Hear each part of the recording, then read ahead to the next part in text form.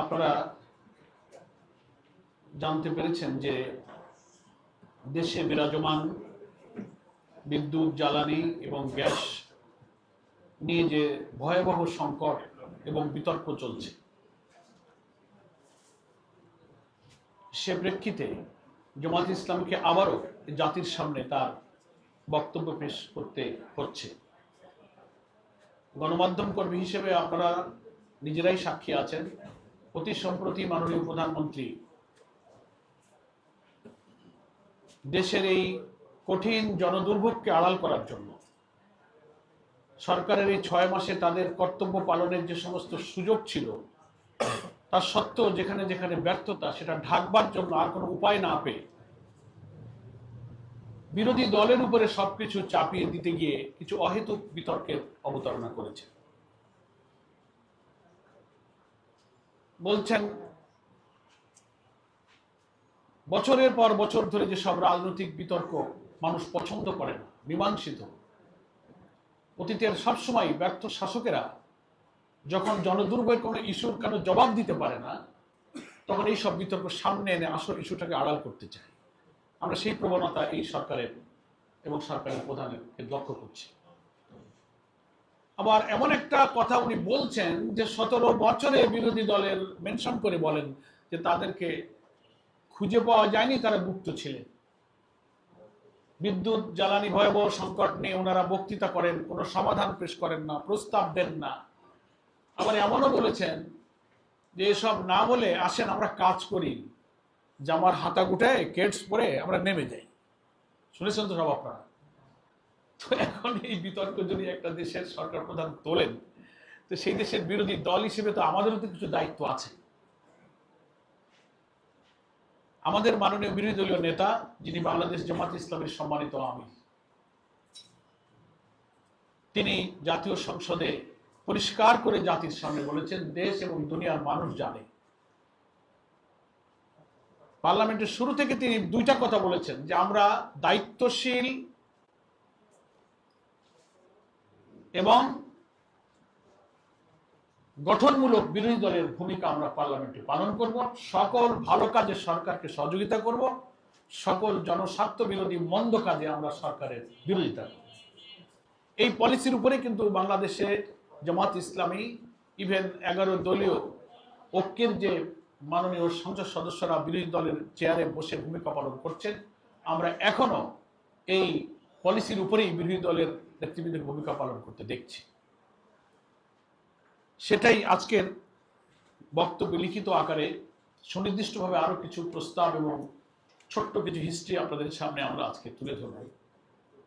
আমরা মনে করি এইসব বিতর্কে মাননীয় প্রধানমন্ত্রীর মতো জায়গায় অবস্থান করে এটা বলা ঠিক না।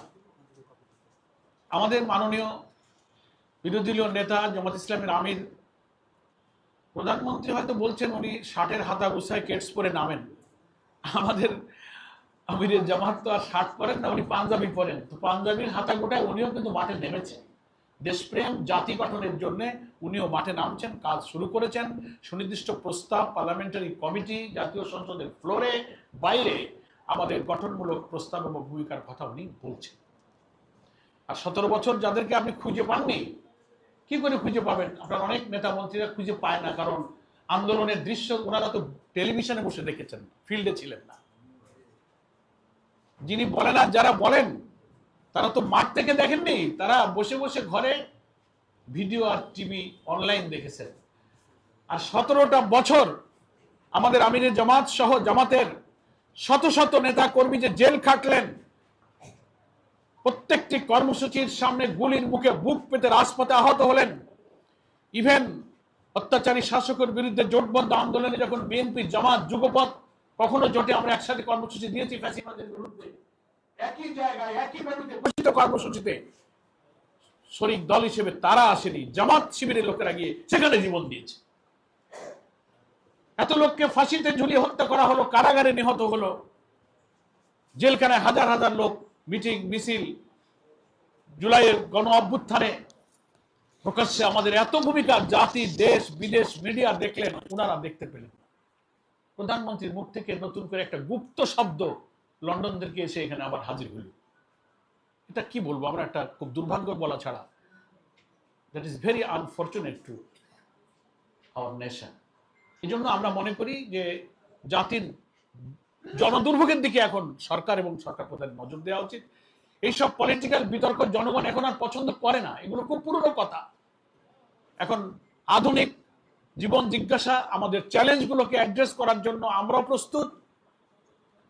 কিভাবে আমরা এই 6 মাসে সরকারকে সহযোগিতা করেছি অন্তত বিদ্যুৎ, জ্বালানি, গ্যাস সংকটে, আজকের এই লিখিত বক্তব্যে আমরা জামাত ইসলামের পক্ষ থেকে জাতির কাছে আমাদের সেই বক্তব্য এবং কিছু প্রশ্ন আমরা আজকে উত্থাপন করতে চাই। আমাদের সম্মানিত নেতৃবৃন্দ উপস্থিত আছেন। সংসদে জ্বালানি বিদ্যুৎ বিষয়ক যে বিশেষ কমিটি হয়েছিল, যেখানে তারা 3 জন সদস্য জামাত ইসলামের পক্ষ থেকে বিরোধী দলের ছিলেন, তার 2 জন এখানে উপস্থিত আছেন। আপনারা বক্তব্যের পরে যদি প্রয়োজনীয় কিছু জানবার থাকে, আমাদের নেতৃবৃন্দ সে ব্যাপারে আপনাদেরকে ইনশাআল্লাহ সাহায্য করবেন। আমি বক্তব্যটা আপনাদেরকে পড়ে শোনাচ্ছি, এর কপি আপনাদের গ্রুপে আমরা দিয়ে দেব। জ্বালানি সংকট প্রসঙ্গে বিরোধী দলগুলোর কাছে একটি কার্যকর পরিকল্পনা চেয়েছেন। আমরা তার এই আহ্বানকে ইতিবাচকভাবেই দেখতে চাই। তবে শুরুতেই একটি গুরুত্বপূর্ণ তথ্য স্মরণ করিয়ে দিতে চাই যে আমাদের পরিকল্পনা নতুন নয়, সেটা গত 3 মাস ধরে সরকারের টেবিলে আছে।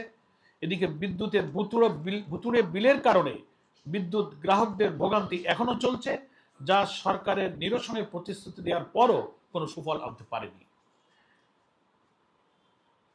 ঠিক 21শে মে 2026 তারিখে জাতীয় সংসদের জ্বালানি সংকট সংক্রান্ত বিশেষ কমিটিতে বিরোধী দলের সদস্যরা লিখিতভাবে 10 দফা সুপারিশ জমা দিয়েছিলেন।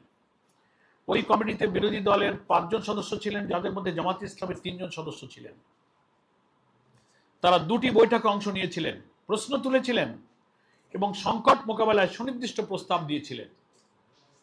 পরবর্তীতে 7ই জুন মাননীয় জ্বালানি মন্ত্রী নিজেই সেই প্রতিবেদন জাতীয় সংসদে উপস্থাপন করেছিলেন। দেশ রূপান্তর, প্রথম আলো, বাংলা ট্রিবিউন সহ অনেক জাতীয় গণমাধ্যমে বিরোধী দলের সেই 10 দফা সুপারিশ প্রকাশিত হয়েছিল। সেই প্রস্তাবগুলো ছিল একেবারেই বাস্তব ভিত্তিক। দেশীয় গ্যাস উৎপাদন বাড়াতে বিদ্যমান কূপে ওয়ার্ক ওভার, ভোলা, জামালপুর ও জকিগঞ্জের গ্যাসকে জাতীয় ব্যবস্থার সঙ্গে যুক্ত করার উদ্যোগ, স্থলভাগ ও সমুদ্রভাগে অনুসন্ধান জোরদার, স্থাপিত এসপিএম দ্রুত চালু করা, ডিপো থেকে গ্রাহক পর্যন্ত ডিজিটাল মনিটরিং, কার্যকর নেট মিটারিংয়ের মাধ্যমে রুফটপ সোলার সম্প্রসারণ এবং ভবিষ্যৎ বিদ্যুৎ ও জ্বালানি চাহিদা নিরূপণে রাজনৈতিক প্রভাবমুক্ত স্বাধীন বিশেষজ্ঞদের সম্পৃক্ত করা। সুতরাং আজকের মূল প্রশ্নটি পরিকল্পনা আছে কি নেই সেটা নয়, মূল প্রশ্ন 21শে মে থেকে সরকারের হাতে থাকা এই পরিকল্পনার কতটুকু বাস্তবায়ন হয়েছে, কোন সুপারিশে কাজ শুরু হয়েছে এবং কোনগুলো এখনো কাগজেই পড়ে আছে। আজ আমাদের সেই প্রশ্নগুলোর উত্তর চাই এবং একই সঙ্গে দেখাতে চাই দেশের এই সংকট মোকাবেলায় বিরোধী দল শুধু সমালোচনা করেনি, বরং সময় মতো দায়িত্বশীল ও বাস্তবসম্মত বিকল্প প্রস্তাবও দিয়েছে। বিগত 14 আগস্ট 2026 বাংলাদেশ জামাত ইসলামের আমির ও জাতীয় সংসদের বিরোধী দলীয় নেতা ডক্টর শফিকুর রহমান এমপি এই সংকট নিরসনের জন্য জাতীয় সংসদের জরুরি বিশেষ অধিবেশন আহ্বান করতে মহামান্য রাষ্ট্রপতির কাছে চিঠি দিয়েছেন, যার কপি মাননীয় প্রধানমন্ত্রীর কার্যালয়েও দেওয়া হয়েছে। 3 মাস আগে যে পরিকল্পনা দেওয়া হয়েছিল তার অগ্রগতি কতটুকু হয়েছে প্রধানমন্ত্রী পক্ষ থেকে পরিষ্কার করতে হবে। এই সংকট সমাধানের লক্ষ্যে বিরোধী দলীয় নেতার পক্ষ থেকে যে জরুরি অধিবেশন আহ্বানের দাবি জানানো হলো, তারও এখনো কোনো আশানুরূপ সাড়া পাওয়া যায়নি। আমাদের প্রথম কথা, আমাদের পরিকল্পনা নতুন নয়। প্রায় 3 মাস ধরে সরকারের কাছেই আছে। মাননীয় প্রধানমন্ত্রী বিরোধী দলকে পরিকল্পনা নিয়ে জনগণের সামনে আসতে বলেছিলেন। আমরা বিনয়ের সঙ্গে স্মরণ করিয়ে দিতে চাই, জ্বালানি সংকট মোকাবেলায় জাতীয় সংসদে গঠিত বিশেষ কমিটিতে বিরোধী দলের সদস্যরা 21শে মে 2026 তারিখেই লিখিতভাবে 10 দফা সুপারিশ জমা দিয়েছিলেন। সরকারি ও বিরোধী দলের 5 জন করে সদস্য নিয়ে ওই বিশেষ কমিটি গঠন করা হয়েছিল। 7 জুন সেই প্রতিবেদন জাতীয় সংসদে উপস্থাপিত হয়েছিল। কমিটির নিজস্ব 12 দফার পাশাপাশি বিরোধী দলের 10 দফার সুপারিশও প্রতিবেদনের সঙ্গে অন্তর্ভুক্ত ছিল। অর্থাৎ আমাদের পরিকল্পনা কোনো গোপন দলিল নয়, এটা সংসদের নথিতে লিপিবদ্ধ আছে। সংরক্ষিত আছে, সংবাদ মাধ্যমেও তা প্রকাশিত হয়েছে। ইতিপূর্বে গত 8ই আগস্ট জামাত ইসলামীর পক্ষ থেকে সংবাদ সম্মেলনের মাধ্যমে বিদ্যমান সংকট নিরসনে সুনির্দিষ্ট প্রস্তাব সম্বলিত বক্তব্য আমরা পেশ করেছিলাম। সেই 10 দফায় আমরা কি বলেছিলাম? আমরা বলেছিলাম দেশীয় গ্যাস উৎপাদন বাড়াতে হবে, দ্রুত ফলদায়ক কূপগুলোতে ওয়ার্ক ওভার করতে হবে, ভোলা, জামালপুর, জকিগঞ্জের গ্যাস অবকাঠামো উন্নত করতে হবে, স্থল ও সমুদ্রভাগে নতুন অনুসন্ধান বাড়াতে হবে, বাপেক্সের সক্ষমতা শক্তিশালী করতে হবে। আমরা সিঙ্গেল পয়েন্ট মোরিং দ্রুত কার্যকর করার কথা বলছি, জ্বালানি সরবরাহ ব্যবস্থায় ডিজিটাল পর্যবেক্ষণের কথা বলছি, সৌর বিদ্যুৎ বাড়ানোর কথা বলেছি, ভবিষ্যতের বিদ্যুৎ ও জ্বালানি চাহিদা নির্ধারণে রাজনৈতিক প্রভাবমুক্ত স্বাধীন বিশেষজ্ঞদের দিয়ে সমীক্ষার প্রস্তাব আমরা দিয়েছি। তাই আজ আমাদের প্রশ্ন খুবই সহজ। পরিকল্পনা যখন 21শে মে থেকে সরকারের কাছে আছে, তাহলে গত প্রায় 3 মাসে সেই পরিকল্পনার কোনটি বাস্তবায়িত হয়েছে? কোনটির কাজ শুরু হয়েছে? কোনটি গ্রহণ করা হয়নি? আর গ্রহণ করা না হলে কেন হয়নি? আমরা নতুন কোনো কাগজ জমা দেওয়ার প্রতিযোগিতা চাই না, আমরা ইতিমধ্যে জমা দেওয়া পরিকল্পনার বাস্তবায়ন দেখতে চাই। দ্বিতীয় কথা, সাংবাদিক বন্ধুগণ, হারিকেনের সামনে ফ্যান চলার ছবি দিয়ে দেশের জ্বালানি সংকটের বাস্তবতাকে খণ্ডন করা যায় না। মাননীয় প্রধানমন্ত্রী একটি প্রতিবেদনের ছবি দিয়ে কথা বলেছেন, সামনে হারিকেন, পেছনে ফ্যান। এটিকে তিনি হটকারিতার উদাহরণ হিসেবে উল্লেখ করেছেন। আমরা মনে করি একটি নির্দিষ্ট মুহূর্তে একটি জায়গায় ফ্যান চলছিল কি চলছিল না, এটি দেশের গ্যাস ও বিদ্যুৎ পরিস্থিতি মূল্যায়নের কোনো মানদণ্ড হতে পারে না। হারিকেন একটি রাজনৈতিক প্রতিবাদের প্রতীক হতে পারে, তার জবাব উচিত তথ্য দিয়ে। দেশের গ্যাসের চাহিদা ও সরবরাহের মধ্যে বড় ব্যবধান আছে। জুলাইয়ে একটি এফএসআরইউ বন্ধ হওয়ার পর দৈনিক 450 মিলিয়ন ঘনফুট গ্যাস সরবরাহ কমে যাওয়ার তথ্য প্রকাশিত হয়েছে। আমাদের আগের নথিতে গ্যাসের চাহিদা প্রায় 3800 থেকে 4000 মিলিয়ন ঘনফুট এবং সরবরাহ প্রায় 2600 থেকে 2700 মিলিয়ন ঘনফুটের মধ্যে থাকার তথ্য উল্লেখ করা হয়েছে। অতএব একজন মানুষ যখন গ্যাস চান, তিনি অরাজকতা চান না। একজন শ্রমিক যখন কারখানা চালু রাখার দাবি করেন, তিনি ষড়যন্ত্র করেন না। একজন উদ্যোক্তা যখন নিরবচ্ছিন্ন জ্বালানি চান, তিনি সরকারের শত্রু নন। মানুষ চুলায় গ্যাস চায়, কারখানায় উৎপাদন চায়, নিরবচ্ছিন্ন বিদ্যুৎ চায়। এই দাবির জবাব রাজনৈতিক ব্যঙ্গ দিয়ে নয়, কার্যকর সমাধান দিয়েই জবাব দেওয়া উচিত। তৃতীয় কথা, এফএসআরইউ প্রয়োজন হতে পারে, কিন্তু শুধু একটি নতুন এফএসআরইউ দিয়ে গ্যাস সংকটের সমাধান হবে না। নতুন এফএসআরইউ নির্মাণের বিরোধিতা করছি না। দেশের জ্বালানি নিরাপত্তার জন্য প্রয়োজন হলে আমদানিকৃত এলএনজি গ্রহণের সক্ষমতা বাড়াতে হবে, কিন্তু একটি মৌলিক সত্য জনগণকে বলতে হবে, এফএসআরইউ নিজে গ্যাস উৎপাদন করে না। এফএসআরইউ চালাতে এলএনজি আমদানি করতে হবে।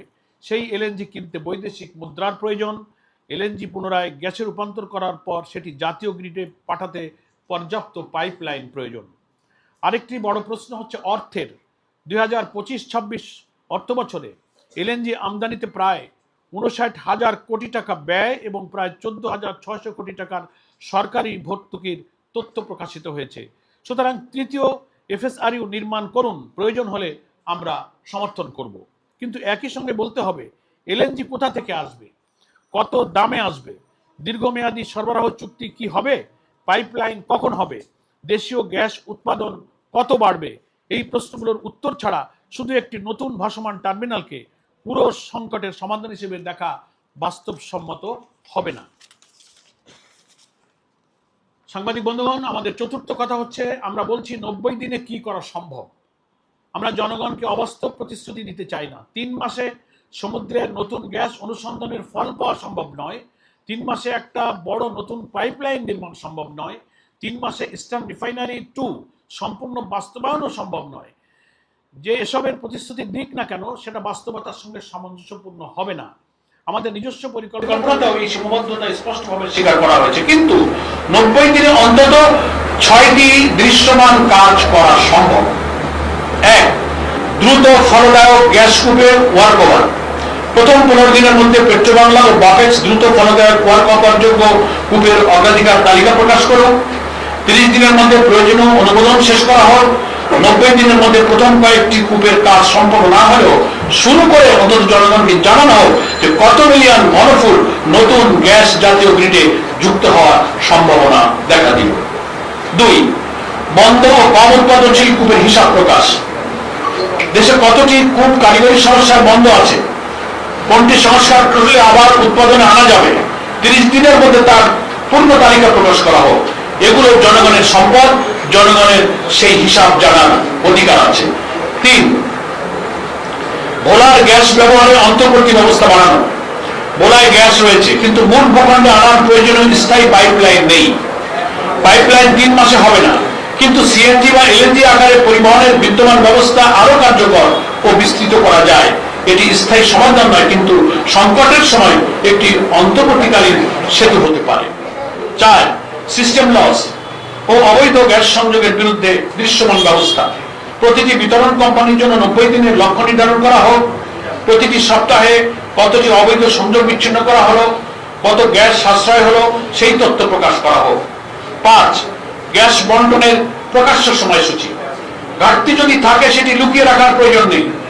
কোন সময় কোন খাতে গ্যাস পাবে, শিল্প, বিদ্যুৎ, সার ও আবাসিক খাতের জন্য যতটা সম্ভব পূর্ব ঘোষিত সময়সূচি প্রকাশ করা হোক। একজন গৃহিণী যেন জানতে পারে যে কখন তার চুলা জ্বলবে, একজন শিল্পোদ্যোক্তা যেন জানতে পারে কখন তার উৎপাদনের পরিকল্পনা করবে। 6, এসপিএম ও ডিজিটাল পর্যবেক্ষণ দ্রুত কার্যকর করা। যে অবকাঠামো ইতিমধ্যে তৈরি হয়েছে সেগুলো ফেলে রেখে নতুন প্রকল্পের ঘোষণা দিয়ে লাভ নেই। সিঙ্গেল পয়েন্ট বোরিং দ্রুত কার্যকর করতে হবে এবং ডিপো থেকে গ্রাহক পর্যন্ত পর্যায়ে জ্বালানি সরবরাহের ডিজিটাল পর্যবেক্ষণ নিশ্চিত করতে হবে। একই সঙ্গে প্রশাসনিক জট আনতে হবে। আমাদের অভিজ্ঞতা হচ্ছে বাংলাদেশে শুধু পরিকল্পনার অভাব নেই, বাস্তবায়নের গতিরও সমস্যা আছে। একটি কূপে কাজ করার সিদ্ধান্ত থেকে বাস্তবে কাজ শুরু করতে নানা স্তরের অনুমোদন, সংশোধন, দরপত্র, প্রশাসনিক প্রক্রিয়া অতিক্রম করতে হবে। তাই আমরা 4টি প্রশাসনিক সংস্কারের প্রস্তাব করছি। 1, দেশের এই ক্রান্তিকালে সকল স্টেক হোল্ডারদের নিয়ে ন্যাশনাল ইমার্জেন্সি এনার্জি সেল গঠন করা হোক। নির্দিষ্ট আর্থিক সীমার মধ্যে জরুরি ওয়ার্ক ওভার ও সংস্কার কাজের অনুমোদন সক্ষমতা পেট্রোবাংলা ও বাপেক্সের পরিচালনা পর্ষদে দেওয়ার বিষয়ে বিবেচনা করা হোক। 2, রূপপুর বেজ লোড প্লান্ট উৎপাদনে আসল কখন আসবে এবং এর ট্যারিফ কি হবে সেটা দেশের জনগণ জানতে চায়। 3, জরুরি দরপত্র মূল্যায়নের জন্য স্থায়ী মূল্যায়ন ব্যবস্থা তৈরি করা হোক। 4, অগ্রাধিকার প্রকল্পগুলোর জন্য একক তদারকি ব্যবস্থা করা হোক এবং কোন ফাইল কোথায় কতদিন আটকে আছে সেই তথ্য নিয়মিত প্রকাশ করা হোক। চিটাগাংয়ের মহেশখালীতে এবং পটুয়াখালীর পায়রাতে টার্মিনাল করে কথা ছিল টার্মিনাল করার কথা ছিল, সেটার আসলে কি হয়েছে আমরা কেউই জানি না। এবং খুলনার খালিশপুরে রূপসায় 800 মেগাওয়াট বিদ্যুৎ কেন্দ্রটি তৈরি হয়ে বসে থাকলেও আজ অবধি কমার্শিয়াল প্রোডাকশনে যেতে পারেনি। প্রধানমন্ত্রীর চ্যালেঞ্জের জবাবে আমাদের প্রস্তাব। মাননীয় প্রধানমন্ত্রী, আপনি বলেছেন পরিকল্পনা দিন। আমরা বলছি পরিকল্পনা 21শে মে থেকেই সরকারের কাছে জমা আছে। আপনি বলেছেন ভালো পরিকল্পনা হলে বাস্তবায়ন করবেন। আমরা বলছি বিরোধী দলের 10 দফা এবং সংসদীয় বিশেষ কমিটির 12 দফাকে সামনে রেখে আজ থেকেই একটি যৌথ বাস্তবায়ন কাঠামো তৈরি করুন। সরকার, বিরোধী দল, পেট্রোবাংলা, বাপেক্স, বিপিডিপি, প্রকৌশলী, ব্যবসায়ী ও স্বাধীন জ্বালানি বিশেষজ্ঞদের নিয়ে নিয়মিত পর্যালোচনার ব্যবস্থা করুন এবং আজ থেকে 90 দিন পর জাতীয় সংসদে অগ্রগতির প্রতিবেদন দিন। কোন সুপারিশ বাস্তবায়িত হয়েছে, কোনটি হয়নি, কত গ্যাস বেড়েছে, কত সিস্টেম লস কমেছে, কত অবৈধ সংযোগ বিচ্ছিন্ন করা হয়েছে, জনগণ সেই হিসাব দেখুক। আমাদের প্রস্তুত করা খসড়ায়ও 90 দিন পর অগ্রগতির প্রতিবেদন সংসদে উপস্থাপন এবং বিরোধী দলের সদস্য সহ বিশেষ কমিটির মাধ্যমে নিয়মিত পর্যালোচনার প্রস্তাব রয়েছে। শেষ কথা, সম্মানিত সাংবাদিক বন্ধুগণ, আমরা এই সরকারকে ব্যর্থ দেখতে চাই না। কারণ জ্বালানি সংকটে সরকার ব্যর্থ হলে শুধু সরকার ক্ষতিগ্রস্ত হয় না, দেশ ক্ষতিগ্রস্ত হয়। ক্ষতিগ্রস্ত হন সেই মা যিনি সকালে চুলা জ্বালাতে পারেন না। ক্ষতিগ্রস্ত হন সেই শ্রমিক যার কারখানায় উৎপাদন বন্ধ হয়ে যায়। ক্ষতিগ্রস্ত হন সেই উদ্যোক্তা যিনি সময় মতো পণ্য তৈরি বা রপ্তানি করতে পারেন না। ক্ষতিগ্রস্ত হয় দেশের অর্থনীতি। তাই রাজনৈতিক মতপার্থক্য থাকুক, সমালোচনা থাকুক, কিন্তু জ্বালানি নিরাপত্তার প্রশ্নে আমাদের প্রতিযোগিতা হোক, কে বেশি কার্যকর সমাধান দিতে পারে, কে বেশি স্বচ্ছ থাকতে পারে, কে জনগণের কাছে বেশি জবাবদিহি করতে পারে। এবং এর সাথে জড়িত হাসপাতালের রোগীদের সেবা কার্যক্রম, তারাও সেটা পায় না। চিকিৎসা সেবা দারুণভাবে বিঘ্নিত হয়। মাননীয় প্রধানমন্ত্রীকে আমরা বলতে চাই, আমাদের পরিকল্পনা আপনার সরকারের কাছেই আছে। আজ আবারও আমরা সেটি সামনে রাখলাম। এখন প্রশ্ন একটাই, বাস্তবায়ন শুরু হবে কবে? নাকি আবার নতুন পরিকল্পনা ও নতুন কমিটির অপেক্ষায় থাকতে হবে? আমরা 90 দিন পর আবার হিসাব চাইব, সরকারকে বিব্রত করার জন্য নয়, দেশের মানুষের পক্ষে। আর দেশের স্বার্থে সরকার যদি কোনো কার্যকর, স্বচ্ছ ও বৈজ্ঞানিক উদ্যোগ নেয়, দায়িত্বশীল বিরোধী দল হিসেবে আমরা সরকারের সেই উদ্যোগে সহযোগিতা করব। আপনাদের সকলকে ধন্যবাদ। বাংলাদেশ জিন্দাবাদ, বাংলাদেশ জামাত ইসলামী জিন্দাবাদ। আসসালামু আলাইকুম ওয়া রাহমাতুল্লাহি ওয়া বারাকাতুহু। শেষেরটা দিয়ে আগে শুরু করি। 10 বছর লাগবে। এক একটা সরকারের মেয়াদ থাকে 5 বছর। এটা মাননীয় প্রধানমন্ত্রী জানেন। আমরা তো এখানে 90 দিনে 3 মাসে অন্তত কতটুকু করে জাতির কাছে পরিষ্কার করা যায় তা তো প্রস্তাব দিলাম। আমরা বলছি না যে আপনি শতভাগ সংকট সমাধান করে দেন 90 দিনে। তো আপনি 10 বছর 20 বছরে মহাপরিকল্পনা, অর্থমন্ত্রী বলছেন, এত বিদ্যুৎ মন্ত্রী বলছেন 40-45 হাজার কোটি টাকা লাগবে। তো এত অভাবের কথা আপনি জনগণের কাছে বলেন কেন? বাজেট পাস করে দিয়েছে পার্লামেন্ট, হাজার হাজার কোটি টাকা আছে। কোন দিক থেকে কত যাচ্ছে আপনি টাকা দেন। বাংলাদেশের মধ্যে এত ইমার্জেন্সি খাতে এই টাকার অজুহাত, 10 বছরের অজুহাত, এটা জনগণ কিভাবে নিচ্ছে? আপনি জনগণের নাক টের পাচ্ছেন না? আমি মনে করি যে এই সমস্ত মেয়াদ দিয়ে জনগণকে শান্ত করা যাবে না। ইমার্জেন্সি বেসিস যে কোনো সরকার যদি আন্তরিক হয়, জনগণের জন্য জনদুর্ভোগ দূর করার জন্য অনেক পদক্ষেপ নিতে পারে। চুরি বন্ধ করতে পারে, ভুতুড়ে বিল বন্ধ করতে পারে। এই যে বিদ্যুৎ কেন্দ্রগুলোতে যে capacity charge, rental, quick power plant সহ হাজার হাজার কোটি টাকা রন্দে রন্দে হয়েছে, এই জায়গাগুলো বন্ধ করুন। সিন্ডিকেট করে করে লুটপাটের মার্কেট তো খুলে রেখেছেন সরকার, এগুলো বন্ধ করেন। দেখেন কত হাজার কোটি টাকা সেভ হয়। সেদিকে নজর নাই। এখন বিরোধী দলের আন্দোলন, গণভোটের গণরায় কার্যকর করো, এইগুলোর তো কোনো উপায় নেই। বিভ্রান্তি ওনারা এটা যে দুর্ভোগকে ঢাকতে চান, ব্যর্থতাকে ঢাকতে চান। উনাদের কথার মধ্যেই তো মিল নাই। 6 বছর, আরেকজন কইছে প্রায় 20 বছর লাগবে মহাপরিকল্পনা। তা আমার মানে ওনারা আগে সালিশটা মিটাক। এই সালিশ নিজেরা করে জাতির কাছে একসাথে হয়ে বলুক। আমরা যেমন আমাদের পার্লামেন্টারি পার্টি এবং জামাত ইসলামী একটা কম্বাইন্ড প্ল্যান আপনাদের কাছে পেশ করেছি। ওনাদের সক্ষমতা থাকলে এ ব্যাপারে জাতির কাছে বলুক যে না, আমাদের এই নানান ইস্যুতে কেউ কয় 10, কেউ কয় 2, কেউ কয় 20, কেউ কয় টাকা নেই। একটা কথা আসে জাতির কাছে, বলেন জাতি মায়েরা সকালে রান্না করতে চায়, কারখানার চাকা চালাতে চায়, হাসপাতালের সেবা চায়, উৎপাদন চায়, রপ্তানি চায়, এগুলো চায়। ওইসব টাকা আর নেই। হাজার হাজার কোটি টাকা বাজেট পাস হয়ে গেছে, এখন খরচ করেন, কোথায় খরচ করবে? এটা হচ্ছে, আমরা বুঝি তো, ব্যর্থ সরকারগুলো সবসময় দুর্ভোগের কথাটা চেপে নিজের গণবিচ্ছিন্নতাকে বাঁচানোর জন্য এক একটা নন ইস্যুকে সামনে এনে বিরোধী দলের উপর সব চাপ। বিভ্রান্তি আমরা ছড়াচ্ছি না, বিভ্রান্তি ওনারা ছড়াচ্ছে। মির্জা ফখরুল ভাই বলছিলেন না, যদিও উনি মহামান্য রাষ্ট্রপতির রাস্তার দিকে হাঁটছেন, কিন্তু মন্ত্রী থাকাকালে উনি বলছিলেন যে আমি তো দেখছি সরকারের 5 মাস হলো কোনো পরিবর্তন হয় নাই, যে দুর্নীতি, ঘুষ, দুর্ভোগ সব থেকে গেছে। তা আমার সার্টিফিকেট লাগবে না, সার্টিফিকেট তো দিয়ে দিয়েছেন উনি। Thank you.